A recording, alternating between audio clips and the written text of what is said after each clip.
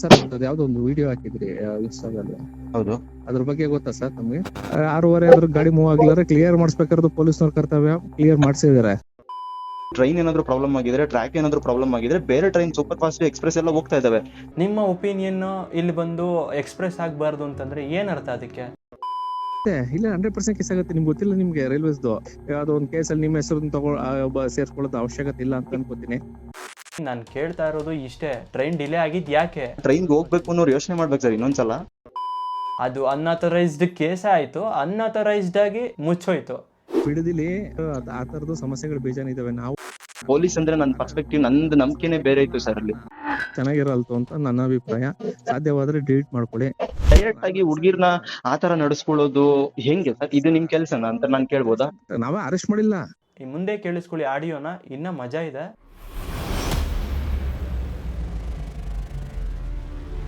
Hello hi ನಮಸ್ಕಾರ, ನಾನು ನಿಮ್ಮ ಬ್ರಿಲಿಯಂಟ್ ಬೇತಾಳ.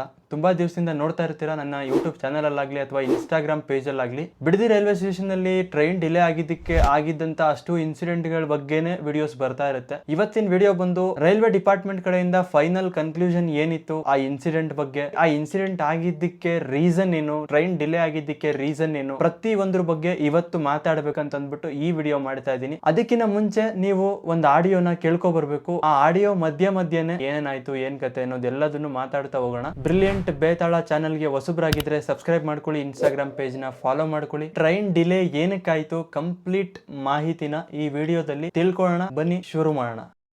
ಹಲೋ ಮೋಹನ್ ಅವ್ರ ಸರ್? ಮೋಹನ್ ಅವರು. ಅದು ಬ್ರಿಲಿಯಂಟ್ ಬೇತಾಳ ಹೌದು. ಬಿಡದಿಯವರು ಪೊಲೀಸ್ನವರು. ಓಕೆ ಹೇಳಿ ಸರ್. ಸರ್ ಅದು ಯಾವ್ದೋ ಒಂದು ವಿಡಿಯೋ ಹಾಕಿದ್ರಿ ಇನ್ಸ್ಟಾದಲ್ಲಿ. ಹೌದು.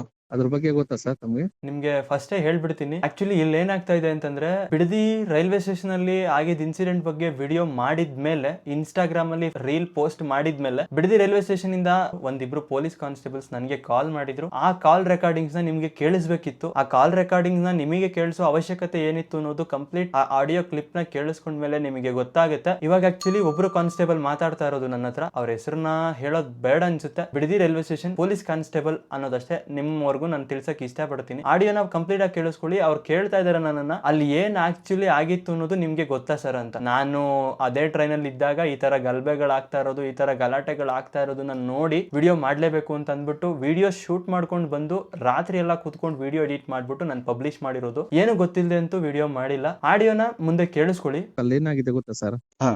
ಅವರು ಟ್ರೈನ್ ನಿಲ್ಲಿಸಿದ್ದಾರೆ, ಬಿಡ್ತಾ ಇಲ್ಲ ಟ್ರೈನ್ ಅಂತ ನಮ್ಗೆ ಕಂಪ್ಲೇಂಟ್. ಈಗ ರೈಲ್ ಆಸ್ ಪರ್ NH ಇದರಿಂದ ರಾಷ್ಟ್ರೀಯ ಹೆದ್ದಾರಿಗಳು ಮತ್ತೆ ರೈಲ್ವೆ ರೂಲ್ಸ್ ಪ್ರಕಾರ ಯಾವುದೇ ರೈಲ್ಗಳನ್ನ ತಡೆಯೋದೇ ಆಗ್ಲಿ, ಟ್ರ್ಯಾಕ್ ಮೇಲೆ ಮಲ್ಕೊಳ್ಳೋದೇ ಆಗ್ಲಿ, ಆ ತರದ್ ಇದ್ರೆ ಮಾಡ್ಕೋಬಾರ್ದು. ಅವ್ರಿಗೆ ಹೇಳ್ತಾ ಇದಾರೆ ಹೋಗ್ತಾ ಇದಾರೆ ಅಂತ. ಇವ್ರು ಬಿಡ್ಲಿಕ್ಕೆ ತಯಾರಿಲ್ಲ ಅಲ್ಲಿ ರೋಡ್ ಅಲ್ಲಿ. ಅವ್ರು ಒಪ್ಕೊಳ್ತಾರೆ, ಹೌದು ಅವ್ರ ಪ್ರಾಬ್ಲಮ್, ಅದು ಅವ್ರ ಮಿಸ್ಟೇಕ್. ಬಟ್ ಇಲ್ಲಿ ಟ್ರೈನ್ ಹೋಗ್ಲಿಕ್ಕೆ ಬಿಡ್ಬೇಕು. ಅವರು ರೆಡಿ ಇದಾರೆ ಹೋಗ್ಲಿಕ್ಕೆ, ಇವ್ರು ಟ್ರೈನ್ ಬಿಡ್ತಾ ಇಲ್ಲ. ಒಬ್ಬ ಹೋದ್ರೆ ಒಬ್ಬ ಇದಾಗ್ತಾರೆ.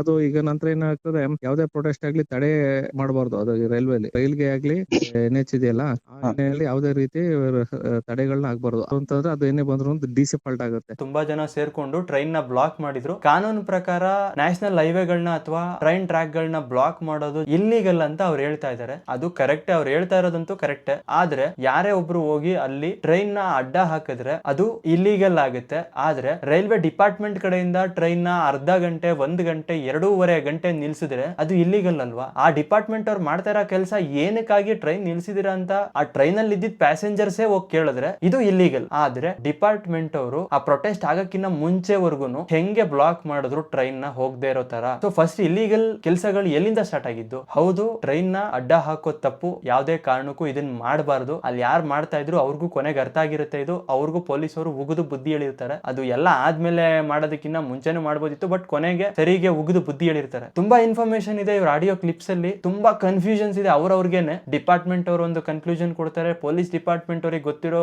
ವಿಷಯಗಳೇ ಬೇರೆ. ಏನ್ ನಡೀತಾ ಇದೆ ಅನ್ನೋದು ಆಕ್ಚುಲಿ ನಿಮ್ಗೆ ಒಂದು ಐಡಿಯಾ ಸಿಗುತ್ತೆ. ಕಂಪ್ಲೀಟ್ ಆಗಿ ವಿಡಿಯೋ ನೋಡಿ. 6:30 ಆದ್ರೂ ಗಾಡಿ ಮೂವ್ ಆಗ್ಲಾರೆ ಕ್ಲಿಯರ್ ಮಾಡಿಸ್ಬೇಕಾದ್ರೆ ಪೊಲೀಸ್ನವ್ರ ಕರ್ತವ್ಯ, ಕ್ಲಿಯರ್ ಮಾಡ್ಸಿದಾರೆ.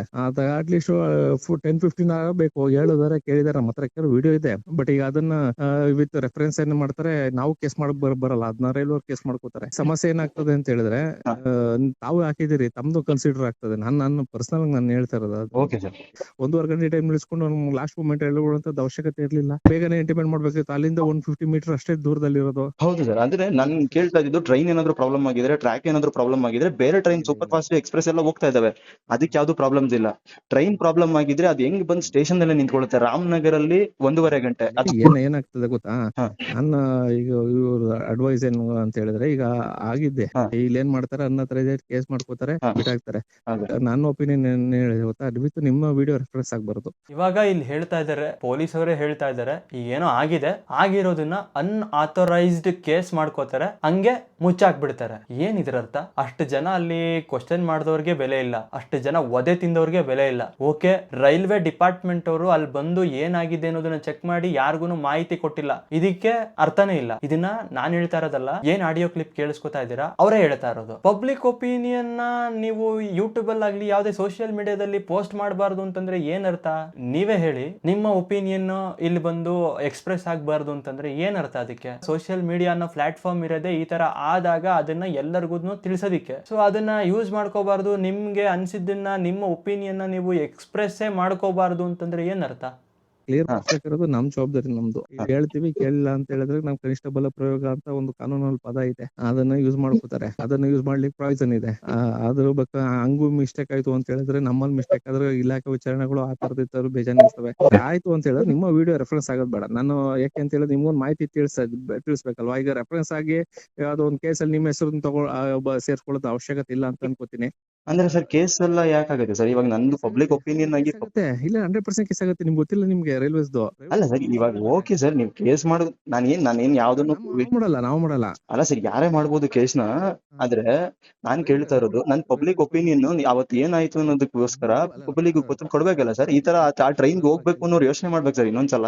ಹೌದು. ನಾನು ಕೇಳ್ತಾ ಇರೋದು ಇಷ್ಟೇ, ಟ್ರೈನ್ ಡಿಲೇ ಆಗಿದ್ ಯಾಕೆ? ನೆಕ್ಸ್ಟ್ ಟ್ರಾವೆಲ್ ಮಾಡ್ಬೇಕಾಗಿರೋ ಪ್ಯಾಸೆಂಜರ್ಸ್ ಆ ಟ್ರೈನ್ ನ ಪ್ರಿಫರ್ ಮಾಡ್ಬೋದಾ ಮಾಡಬಾರ್ದಾ ಇದು ಅವ್ರಿಗೆ ಗೊತ್ತಾಗ್ಬೇಕು. ಬಿಕಾಸ್ ಎಲ್ಲರೂ ಮನೆಗೆ ಹೋಗ್ಬೇಕಿರುತ್ತೆ, ಮನೆಗೆ ಹೋಗ್ಬೇಕಿರೋ ಪ್ಯಾಸೆಂಜರ್ಸ್ ಟ್ರೈನ್ ಅಲ್ಲಿ ಕೂತ್ಕೊಂಡು ಅವ್ರ ದಿನ ಎಲ್ಲಾನು ಟ್ರೈನ್ ಅಲ್ಲೇ ಕಳಿಯೋದು ಬೇಡ ಅನ್ನೋದು ಅಷ್ಟೇ ನನ್ನ ಉದ್ದೇಶ ಇದ್ದಿದ್ದು. ನಾನ್ ವಿಡಿಯೋ ಮಾಡಿರೋದು ಇದರಲ್ಲಿ ಕೇಸ್ ಹಾಕಿಸ್ಕೊಳ್ಳೋ ಅಂತ ವಿಷಯ ಏನಿದೆ, ಕೇಸ್ ಹಾಕೋ ಅಂತ ಏನಿದೆ? ಏನು ಇಲ್ಲ. ಅದು ಯಾರು ಯಾವ ತರ ಬಿಹೇವ್ ಮಾಡಿದ್ದಾರೆ ಅನ್ನೋದು, ಯಾಕೆ ಆ ತರ ಬಿಹೇವ್ ಮಾಡಿದ್ದಾರೆ ಅನ್ನೋದು, ಒಬ್ರು ಯಾರು ಬಂದು ಪಬ್ಲಿಕ್ಗಾಗ್ಲಿ ಅವತ್ತು ಆಗಿದ್ದ ಇನ್ಸಿಡೆಂಟ್ ಅಲ್ಲಿ ಯಾವ್ದೋ ಒಂದು ಪ್ರೆಸ್ ಏನು ಎಂತದೂ ಇಲ್ಲ. ಅದು ಅನ್ಅಥರೈಸ್ಡ್ ಕೇಸ್ ಆಯ್ತು, ಅನ್ಅಥರೈಸ್ಡ್ ಆಗಿ ಮುಚ್ಚೋಯ್ತು. ಸೊ ಅದ್ರ ಬಗ್ಗೆ ಮಾತಾಡಿದವರು ಇಲ್ಲ. ಯಾವ್ದೋ ಒಂದು ಟಿವಿ ಚಾನಲ್ ಅಲ್ಲಿ ಇದ್ರ ಬಗ್ಗೆ ಅವಾಗ್ಲೇ 6:20ಕ್ಕೆ 6:30ಕ್ಕೇನೋ ನ್ಯೂಸ್ ಬರುತ್ತೆ. ಆ ನ್ಯೂಸ್ ಅಲ್ಲಿ ಹೇಳ್ತಾರೆ ಟ್ರೈನ್ ಲೇಟ್ ಆಗೋದಕ್ಕೆ ಬೇರೆ ಏನೋ ರೀಸನ್ ಇರುತ್ತೆ, ಪ್ರಯಾಣಿಕರು ಕಾಯ್ಬೇಕು, ಕಾಯ್ದ್ಬಿಟ್ಟು ಟ್ರೈನ್ ಹೊರಡೋ ತನಕ ಕೂತಿರ್ಬೇಕು, ಟ್ರೈನ್ ಹೊರಡ್ಮೇಲೆ ಹೋಗ್ಬೇಕು ಅಂತ.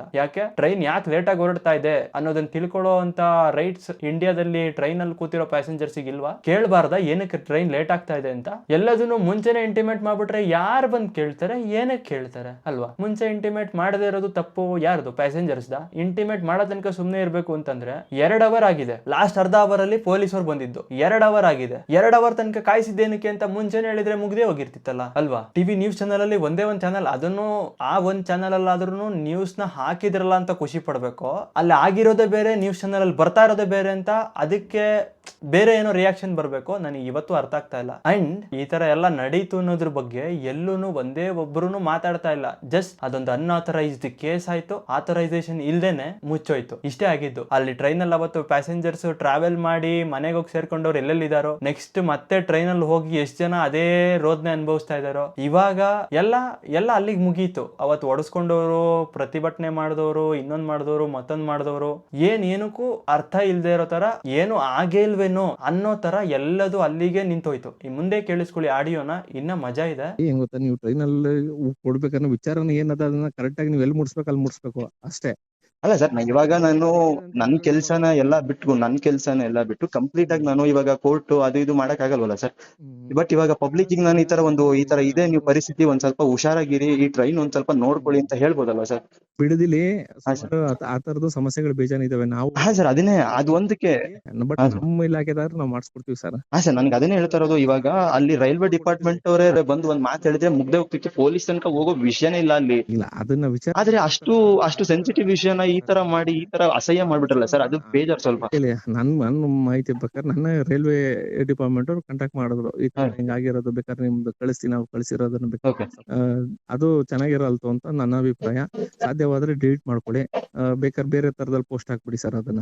ಅಂದ್ರೆ ಸರ್ ಇವಾಗ ಡಿಲೀಟ್ ಮಾಡಿದ್ರೆ ಸರಿ ಹೋಗಲ್ಲ ಸರ್, ಜನರಿಗೆ ನಂಬಿಕೆ ಬಂದಿದೆ ನನ್ ಮೇಲೆ, ಆ ನಂಬಿಕೆನ ಕಳ್ಕೊಳ್ಳೋದಕ್ಕೆ ಸರಿ ಹೋಗಲ್ಲ ಸರ್. ಅಲ್ಲ, ಕೇಳಿ ಪೊಲೀಸ್ ಪದ ಬಳಕೆ ಇದೆಯಲ್ಲ ಅದ್ರಲ್ಲಿ, ಅದು ನಾವು ಡ್ಯೂಟಿ ಮಾಡಿದೀವಿ ಅದ್ರಲ್ಲಿ. ಸರ್ ನೀವು ಡ್ಯೂಟಿ ಮಾಡಿಲ್ಲ ಅಂತ ನಾನು ಹೇಳ್ತಾ ಇಲ್ಲ, ಬಟ್ ನನ್ನ ಪರ್ಸ್ಪೆಕ್ಟಿವ್ ಬೇರೆನೇ ಇದೆ ಸರ್. ನೀವು ಪೊಲೀಸ್ ಅಂದ್ರೆ ನನ್ನ ಪರ್ಸ್ಪೆಕ್ಟಿವ್, ನಂದು ನಂಬಿಕೆನೇ ಬೇರೆ ಇತ್ತು ಸರ್ ಅಲ್ಲಿ. ಸ್ವತಃ ಪೊಲೀಸ್ ಅವರೇ ಹೇಳ್ತಾ ಇರೋದು, ಬಿಡದಿಯಲ್ಲಿ ಈ ತರ ಪ್ರಾಬ್ಲಮ್ಸ್ ಗಳು ತುಂಬಾ ಇದೆಯಂತೆ. ಪ್ರಾಬ್ಲಮ್ಸ್ ಗಳು ತುಂಬಾ ಇದ್ದಾಗ ಯಾರಾದ್ರೂ ಒಬ್ರು ಮಾತಾಡಿದ್ರೆ, ಯಾರಾದ್ರೂ ಒಬ್ರು ಕ್ವಶನ್ ಮಾಡಿದ್ರೆ, ಈ ಪ್ರಾಬ್ಲಮ್ಸ್ ಯಾಕಿದೆ, ಈ ಪ್ರಾಬ್ಲಮ್ಸ್ ಇನ್ನ ಯಾಕೆ ಸಾಲ್ವ್ ಆಗಿಲ್ಲ, ಈ ಪ್ರಾಬ್ಲಮ್ಸ್ ಸಾಲ್ವ್ ಆಗುತ್ತಾ ಇಲ್ವಾ, ಈ ತರ ಕ್ವಶನ್ ಮಾಡಿದ್ರೆ ಅವ್ರ ಮೇಲೆ ಕೇಸ್ ಹಾಕ್ತಿವಿ ಅನ್ನೋ ತರ ಮಾತುಗಳು ಏನಿದು. ಕೇಸ್ ಹಾಕ್ಬೋದು, ನಾವ್ ಹಾಕಲ್ಲ, ರೈಲ್ವೆ ಡಿಪಾರ್ಟ್ಮೆಂಟ್ ಅವ್ರು ಹಾಕಬಹುದು. ಇದರ ಅರ್ಥನೇ ಗೊತ್ತಾಗ್ತಾ ಇಲ್ಲ, ಏನ್ ಹೇಳ್ತಾ ಇದಾರೆ ಇವರು, ಇದನ್ನೆಲ್ಲ ತಗೊಬಂದು ನನ್ಗೆ ಯಾಕೆ ಹೇಳ್ತಾ ಇದಾರೆ, ಇದು ಅರ್ಥನೇ ಆಗಿಲ್ಲ ನನ್ಗೆ. ಒಂದು ವಿಷಯ ಏನಂತಂದ್ರೆ, ಹತ್ತತ್ರ 20-30 ನಿಮಿಷ ಏನೋ ಮಾತಾಡಿದೀವಿ, ಕಂಪ್ಲೀಟ್ ಆಡಿಯೋನ ಹಾಕಿದ್ರೆ ಕಂಪ್ಲೀಟ್ ದೊಡ್ಡ ವಿಡಿಯೋ ಆಗುತ್ತೆ. ನಾನ್ ಜಸ್ಟ್ ನಿಮಗೆ ಅವ್ರು ಏನ್ ಮಾತಾಡಿರೋದನ್ನ ತಿಳಿಸ್ಬೇಕು, ಈ ತರ ಅನ್ಆಥರೈಸ್ಡ್ ಕೇಸ್ ಆಗ್ಲಿ, ಆಮೇಲೆ ಬಿಡದಿಯಲ್ಲಿ ಈ ತರ ತುಂಬಾ ಪ್ರಾಬ್ಲಮ್ ಗಳಿದಾವೆ ಅನ್ನೋ ತರದ್ದಾಗ್ಲಿ, ಕೇಸ್ ಆಗುತ್ತೆ ಅನ್ನೋ ತರದ್ದಾಗ್ಲಿ, ಈ ತರ ತುಂಬಾ ಮಾತಾಡಿದ್ದಾರೆ. ಕನ್ಫ್ಯೂಷನ್ ಅಲ್ಲಿ ಹೇಳಿದಾರೋ ಅಥವಾ ವಿಡಿಯೋ ಈ ತರ ವೈರಲ್ ಆಗ್ತಾ ಇದೆಯಾ ಅಂತ ಹೇಳಿದಾರೋ ನನ್ಗಂತೂ ಐಡಿಯಾ ಇಲ್ಲ. ನಾನು ಏನ್ ವಿಡಿಯೋ ಹಾಕಿದೀನಿ ಅದಕ್ಕೆ ತುಂಬಾ ಜನ ಕಮೆಂಟ್ ಮಾಡಿದೀರಾ, ಅಂಡ್ ತುಂಬಾ ರೀಚ್ ಆಗ್ತಾ ಇದೆ ವಿಡಿಯೋ. ತುಂಬಾ ನಂಬಿಕೆ ಇಟ್ಟು ನನ್ನ ಅಕೌಂಟ್ ನ, ನನ್ನ ಇನ್ಸ್ಟಾಗ್ರಾಮ್ ಪೇಜ್ ನಾಗ್ಲಿ ಅಥವಾ ನನ್ನ ಯೂಟ್ಯೂಬ್ ಚಾನಲ್ ಆಗ್ಲಿ ನೀವು ಫಾಲೋ ಮಾಡ್ತಾ ಇದ್ದೀರಾ, ನೀವು ಸಬ್ಸ್ಕ್ರೈಬ್ ಮಾಡ್ಕೊಂಡಿದ್ದೀರಾ. ನೀವು ಕೊಟ್ಟಿರೋ ಚಾನಲ್, ನೀವು ಕೊಟ್ಟಿರೋ ಗ್ರೋತ್, ನನ್ ಗ್ಯಾರಂಟಿ ಅದು ಏನಾಯ್ತು ಅನ್ನೋದನ್ನ ಕಂಪ್ಲೀಟ್ ಆಗಿ ನಿಮ್ಗೆ ತಿಳಿಸೋವರ್ಗುನು ಈ ವಿಡಿಯೋ ಮುಗಿಸಲ್ಲ, ನಿಮ್ವರ್ಗುನು ವಿಷಯನ ತಲುಪಿಸ್ತೀನಿ. ಈ ವಿಡಿಯೋ ಬಗ್ಗೆ ನಿಮ್ಮ ಒಪಿನಿಯನ್ ಏನನ್ನೋದನ್ನು ಕಮೆಂಟ್ ಮಾಡಿ, ಸಾಧ್ಯ ಆದ್ರೆ ಲೈಕ್ ಮಾಡಿ, ಇಷ್ಟ ಆಗಿಲ್ಲ ಅಂದ್ರೆ ಡಿಸ್ಲೈಕ್ ಮಾಡಿ. ವಿಡಿಯೋನ ಕೊನೆವರೆಗೂ ನೋಡಿ. ಕಾನೂನುಗಳು ಬದಲಾಗಿದಾವೆ. ಹೌದು ಸರ್, ಆದ್ರೆ ಹುಡುಗಿರಿಗೆ ಯಾವ್ದು ಕಾನೂನುಗಳು ಬದಲಾಗಿಲ್ಲ ಸರ್. ನೀವು ಒಬ್ಬರು ಲೇಡಿ ಕಾನ್ಸ್ಟೇಬಲ್ ಇಲ್ಲ, ಒಬ್ರು ಲೇಡಿ ಕಾನ್ಸ್ಟೇಬಲ್ ಇರೋರು ಎದ್ರುಕೊಂಡು ದೂರ ನಿಂತಿದ್ದಾರೆ, ಬಟ್ ಜೆಂಟ್ಸ್ ಕಾನ್ಸ್ಟೇಬಲ್ ಇದ್ದವ್ರು ಹುಡುಗಿರ ಮೇಲೆ, ಅಲ್ಲಿ ಆಕ್ಚುಲಿ ಹುಡುಗಿರೇ ಜಾಸ್ತಿ ಇದ್ದವರು ಸರ್. ನನಗೆ ಇದೇ ತಕ್ಕತ್ ಬೇಜಾರಾಗಿದೆ. ನನ್ನ ತಂಗಿನೂ ಹುಷಾರಿದ್ದೆ ಒಳಗಡೆ ಕೂತಿದ್ದಾಳೆ. ಇಲ್ಲ ಸರ್ ಅದಕ್ಕಿಂತ ಡಬ್ಲ್ಯೂ ಸ್ಟಾಫ್ಗಳನ್ನ ಕರ್ಸ್ಕೋಬೇಕು. ಅವೈಲಬಿಲಿಟಿ ಇಲ್ಲದಾಗ ಏನ್ ಮಾಡ್ಬೇಕು? ಅವೈಲಬಿಲಿಟಿ ಇಲ್ಲ ಅಂದ್ರೆ ಡೈರೆಕ್ಟ್ ಕೈ ಹಾಕಿದ್ರೆ ಹೆಂಗೆ ಸರ್?